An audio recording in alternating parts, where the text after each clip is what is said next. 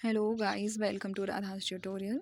आज हमने साइंस का एक टॉपिक लिया है क्रॉप एंड कल्टीवेशन से डिफरेंशिएशन करना सीखेंगे। आज हम खरीफ और रबी क्रॉप के बीच में बहुत सारे स्टूडेंट्स ऐसे होते हैं जिनको कन्फ्यूज़न होता है खरीफ और रबी क्रॉप्स के बीच में कि कैसे डिफरेंशिएट करें कि रबी कौन सी क्रॉप्स खरीफ में आती हैं, कौन सी क्रॉप्स रबी क्रॉप में आती हैं।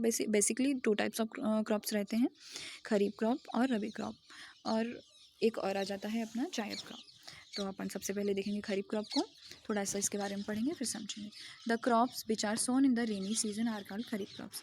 ऐसे क्रॉप्स जो हम रेनी सीजन में जिनको उगाते हैं, जिनका कल्टीवेशन रेनी सीजन में जून टू सितंबर के बीच में जिनका कल्टीवेशन होता है, जिनको उगाया जाता है जून से लेकर सितंबर के बीच में, उनको हम खरीफ क्रॉप्स में डालते हैं। ऐसी फसलें जिनको ज़्यादा टेम्परेचर की ज़रूरत होती है, ज़्यादा तापमान की और ह्यूमिडिटी की ज़रूरत होती है, ऐसी क्रॉप्स को खरीफ क्रॉप्स में डालते हैं।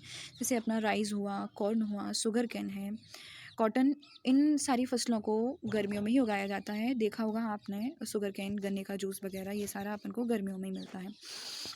तो इन क्रॉप्स को ज़्यादा टेम्परेचर की ज़रूरत होती है, इसलिए इनको जून से सितंबर के बीच में कल्टीवेट किया जाता है, उगाया जाता है।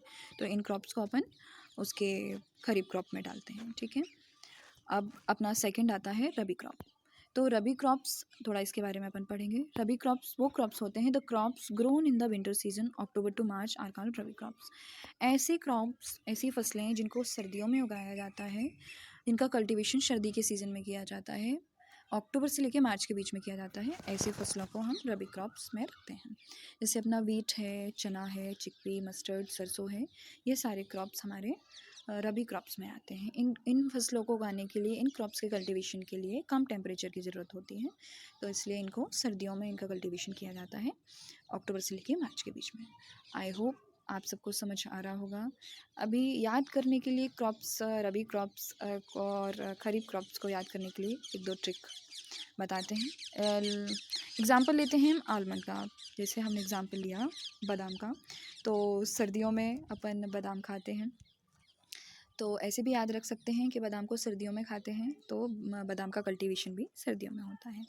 ऐसे करके याद रख सकते हैं ट्रिक से। और खरीफ क्रॉप के लिए अभी मैंने एग्जांपल दिया ही था, शुगर केन का, गन्ने का जूस भी गर्मियों में अवेलेबल होता है, तो ऐसे भी याद रख सकते हैं कि शुगर केन का कल्टीवेशन हमारा उसमें होता है, गर्मियों में होता है। तो आई होप आपको खरीफ क्रॉप और रबी क्रॉप के बीच में डिफ्रेंशिएशन समझ आया होगा। नेक्स्ट अपना बचता है जायद क्रॉप। तो जायद क्रॉप के बारे में ज़्यादा कुछ नहीं। जायद क्रॉप का कल्टीवेशन भी अपना सर्दियों में जनवरी से लेकर फरवरी के बीच में होता है, और इनमें ज़्यादातर फ्रूट्स और सब्जियां उगाई जाती हैं। जायद क्रॉप में, हमारे जायद क्रॉप्स में फ्रूट्स और वेजिटेबल्स आते हैं। आई होप आपको खरीफ, रबी और जायद तीनों क्रॉप समझ आ गए होंगे। अगर आपको पसंद आया है तो लाइक करें, शेयर करें, सब्सक्राइब करें हमारे चैनल को, और ऐसे ही डिफरेंट टाइप्स ऑफ वीडियोस बनाने के लिए हमको कमेंट सेक्शन में कमेंट कर सकते हैं। Thank you for watching.